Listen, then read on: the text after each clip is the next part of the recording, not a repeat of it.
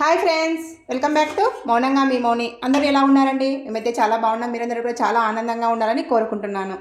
ముందుగా అందరికీ good morning అండి. నేను ఇక్కడ ఈరోజు నవరాత్రుల్లో సెకండ్ డే అనమాట. నిన్నటి పూజ బ్లాగ్ అయితే చూశారు కదండి. మీకేమనిపించింది? పూజ బాగా చేశానా లేదా, అనిపించిందా లేదా అండి? కింద కామెంట్లో చెప్పండి. ఇక ఈరోజు అయితే సెకండ్ డే అనమాట. సెకండ్ డేకి ఈరోజు ప్రసాదంగా నేను ఇక్కడ పులిహోరని అయితే చేస్తున్నాను. పులిహోర కోసం అయితే రైస్ని కడిగేసి పెట్టేశానండి. ఆవ పులిహోర చేద్దామని అనుకున్నానండి. అందుకోసం నేను ఇక్కడ 3 టేబుల్ స్పూన్ ఆవాలను పక్కన పెట్టేసుకున్నాను. అలాగనే మన కారానికి తగినట్టుగా ఒట్టి మిరపకాయలను పక్కన పెట్టేసుకున్నాను. అలాగనే పులిహోర అంటే మనకు చింతపండు స్పెషల్ కదా, చింతపండు అయితే నానబెట్టేశానండి. వంట రూమ్కి అయితే వెళ్తూ ఈ కిటికీ నుంచే వస్తుందండి, అందుకే తీస్తున్నాను. నేను ఇక్కడ ఆవాలు అయితే వేపుతున్నానండి. ఆవపిండి కోసం ముందుగా పక్కన పెట్టేసుకున్నాం కదా, ఆవాలను అయితే వేపుకోవాలి.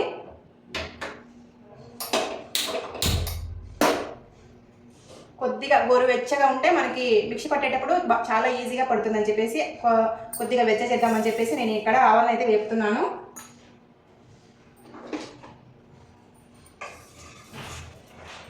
ఇవన్నీ వేగిపోయాయండి, పక్కన పెట్టేస్తున్నాను.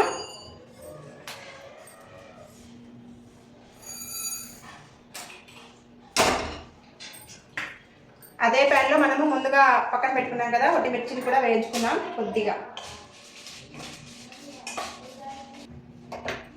ఇవి కూడా వేగిపోయాయండి, ఇంకా పక్కన పెట్టేస్తున్నాను. ముందుగా వేపుకున్నాను కదండి, వీటిని అయితే పొడి చేసి పెట్టుకున్నాను. ఆవాలు అలాగనే ఎండుమిర్చి కొద్దిగా సాల్ట్ వేసేసి పొడి చేసి పెట్టుకున్నాను. తర్వాత నేను ఇక్కడ ఇంకా పోపు కోసం అన్నీ రెడీగా చేసేసుకున్నాను సిద్ధంగా. తర్వాత ఇక్కడ రైస్ పెట్టాను కదండి, రైస్ కూడా రెడీగా అయిందండి. ఇంకా వీటిని చల్లారబెట్టాలా రైస్ కొద్దిగా సేపు. రైస్ రెడీగా అయిందని చెప్పాను కదండి, రైస్ని అంతా కూడా ఒక పర్వతంలోకి తోడేస్తున్నాను, చల్లారబెట్టేస్తున్నాను. రైస్ అంతా పొగలు వచ్చేస్తుందండి. ఆ రైస్ మన నోట్లోకి వెళ్తే ఇంకా మంటలే మంటలు. మనం పోపు రెడీ చేసుకునేసరికి ఈ రైస్ అంతా కూడా చల్లారిపోయి ఉంటుంది.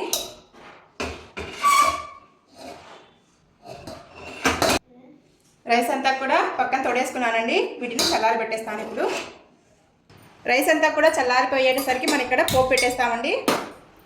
పోపు కోసం అయితే బాండి పెట్టేశాను. ఇక్కడ 2 టేబుల్ స్పూన్ అయితే ఆయిల్ వేస్తున్నానండి. ఆయిల్ అయితే వేడైంది. ఆయిల్లో మనం ఇప్పుడు పల్లీలు, ఈ జీడిపప్పును అయితే వేపుకుందామండి. ఫస్ట్ పల్లీలు అయితే వేపుతాం, కొద్దిగా టైం పడుతుంది కదా పల్లీలు వేగేసరికి.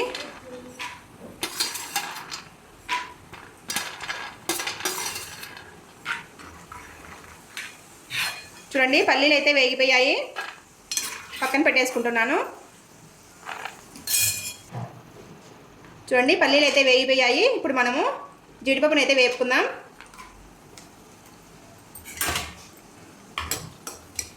జీడిపప్పు తొందరగా వేగిపోతాయండి, అందుకోసం నేను ముందుగా వేయలేదన్నమాట.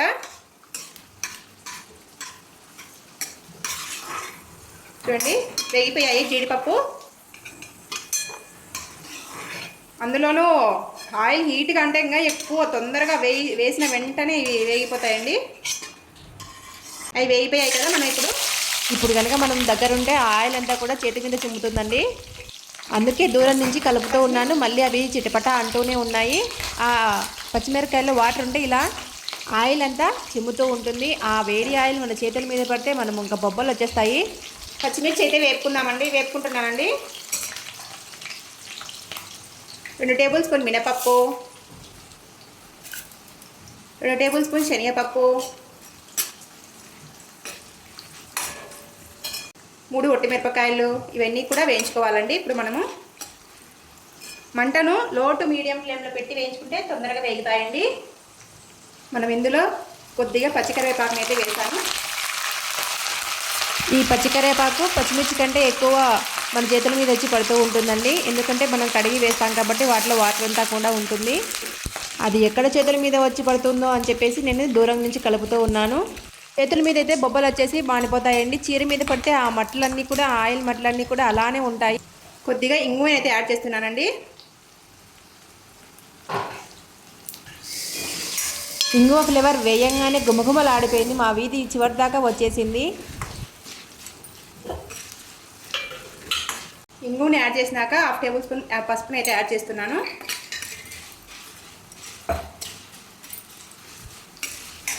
అంతా పోపు అంతా కూడా వేగిపోయింది కదండి. ఇప్పుడు మనము ముందుగా నానబెట్టుకున్నాం కదా చింతపండును, చింతపండు అంతా కూడా చింతపండు అంతా రసం పిండేసానండి. రసం పిండిన తర్వాత వీటిలో పోసుకోవాలి మనము. అబ్బో, చింతపండు రసం వేయగానే సొర్రుమని పైకి లేచేసింది పొగంతా. కొద్దిసేపటికి తుస్సుమని వెళ్ళిపోయింది. ఇది బాగా ఉడికి బాగా దగ్గర పడాలండి. అప్పుడు మనకు ఇంకా ఈ పచ్చి పులుసు చింతపండు పులుసు అయితే రెడీ అయిపోతుంది.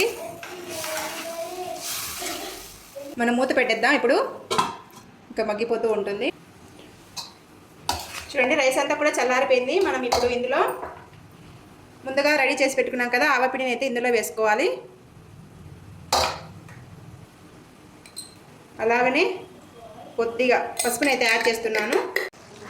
రుచికి తగినట్టుగా సాల్ట్ని అయితే కొద్దిగా వేస్తున్నానండి. ఇవన్నీ వేసాం కదా, ఇప్పుడు మనం కొద్దిగా ఇవన్నీ కలిసే వరకు బాగా కలుపుకోవాలి. ఈ పులిహోరని నేను పెళ్లి కాకముందు బాబా గుడిలో అయితే తినేదానండి. బాబా గుడికి అయితే మేము వేస్తవారం వచ్చేవాళ్ళము. అది ఎలా అంటే మా కాలేజ్కి బాబా గుడికి చాలా దగ్గరండి, అందుకోసం వచ్చేవాళ్ళం. 1 టేబుల్ స్పూన్ ఆయిల్ అయితే యాడ్ చేస్తున్నానండి.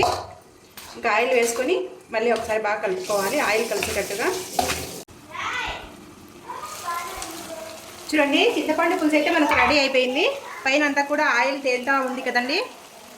అదో, ఇంకా మనం ఇప్పుడు స్టవ్ ఆఫ్ చేసుకుందాం. చూడండి, చింతపండు పులుసు రెడీ అయిపోయింది కదా, కొద్దిగా వేసుకుందాం. మనం వేసుకొని కలుపుకుందాం. పిల్లలైతే లీగల్గా వెయిట్ చేస్తున్నారండి. ఈ పులిహోర ఎప్పుడెప్పుడు పెడుతుందా అమ్మ అని చెప్పేసి. నేను కలుపుతున్నాగానే వాళ్ళకు స్మెల్ పట్టేసింది అనమాట ముక్కలకి. ఈ పులిహోర అంటే మా పాపకైతే చాలా ఇష్టం అండి. చూడండి, అంతా కలిపేసిన తర్వాత నేను ఇక్కడ ఇంకా పల్లీలను జీడిపప్పును వేసి కలుపుతున్నాను. చూడండి, ఇంత నీట్గా కలిపేసాను. ఆవు పులిహోర రెడీ అయిపోయింది అనమాట. ప్రసాదం కింద అమ్మవారికి నైవేద్యంగా 2వ రోజు నేను ఇక్కడ ప్రసాదం కింద చేశానండి ఆవ పులిహోర.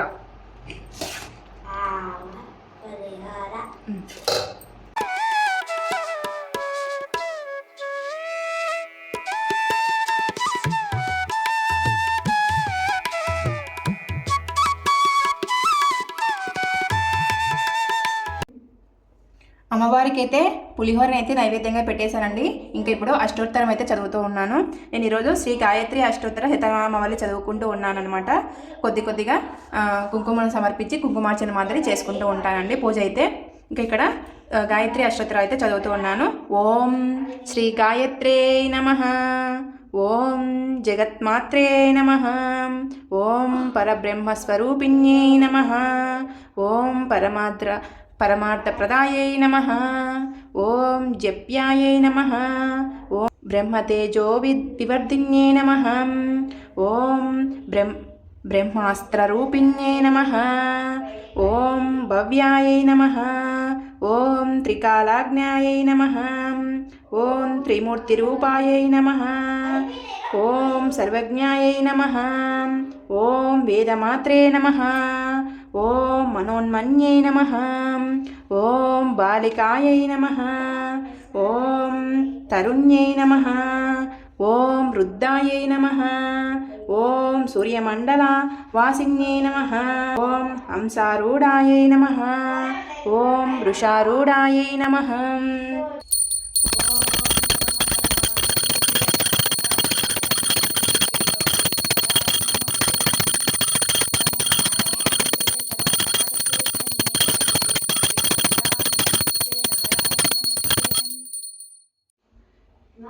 పూజనైతే కంప్లీట్ చేసుకున్నానండి. అందరికీ శ్రీమాత్రే నమః. నవరాత్రులు అందరూ ఇలా పూజ చేసుకొని ఆ తల్లి అనుగ్రహాన్ని పొందాలని కోరుకుంటున్నాను. నా వీడియోస్ కనుక మీకు నచ్చినట్టయితే చిన్న లైక్ ఇచ్చి సపోర్ట్ అయితే ఇవ్వండి. మీకు యూజ్ఫుల్ అనిపిస్తే మీ ఫ్యామిలీ ఫ్రెండ్స్కు షేర్ చేయండి. ఉంటానండి, బాయ్.